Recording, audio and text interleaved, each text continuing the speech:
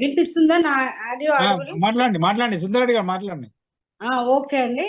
మేము గతంలో ఏవైతే హామీలు ఇచ్చామో, మా మేనిఫెస్టోలో పెట్టిన అంశాలు ఏవైతే ఉన్నాయో ఆ అంశాలన్నిటి దాదాపుగా మేము అమలు చేయడం జరిగింది.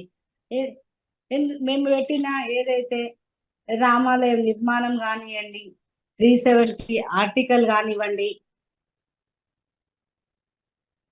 త్రిపుల్ తలాక్ కానివ్వండి, మహిళల రిజర్వేషన్ కానివ్వండి, ఇలా చెప్పుకుంటూ పోతే మేము మేనిఫెస్టోలో పెట్టిన దాదాపుగా అన్ని పూర్తి చేయడం జరిగింది.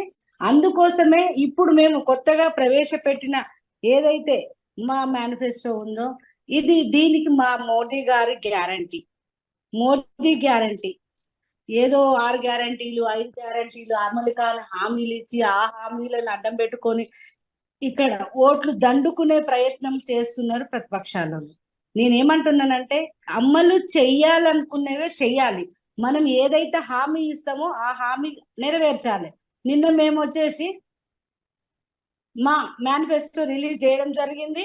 అది ఇప్పుడు ఏదైతే మనము కట్టినాం, ఇప్పుడు మేము మా గ్యారంటీలు ఏం చెప్పినాం, దాదాపు పేదలకు ఇల్లు కట్టించాం, 4 కోట్ల ఇల్లు కట్టించాం. కాబట్టి ఇంకా 3 కోట్ల ఈ సంవత్సరం మేము ఇంకా 3 కోట్ల ఇల్లు కట్టించబోతున్నాము.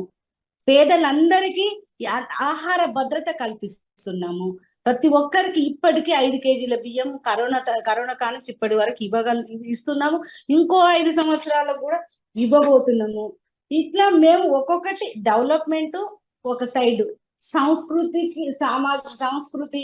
సామాజికం అన్ని సమపాలలో ఇస్తూ మా మేనిఫెస్టోని మేము విడుదల చేయడం జరిగింది. ఒకటి సుందరెడ్డి గారు, ప్రధానంగా ఎప్పుడు భారతీయ జనతా పార్టీ ఏ ఎన్నికలు వచ్చినా కూడా రాముడు అనే సెంట్రిక్ అనేది కంపల్సరీగా ఉంటుంది. రాముడు సెంట్రిక్ లేకుండా నడవదు. ఇప్పుడు మీరు విడుదల చేసిన మేనిఫెస్టోలో కావచ్చు, 13 ప్రధాన అంశాల్లో కూడా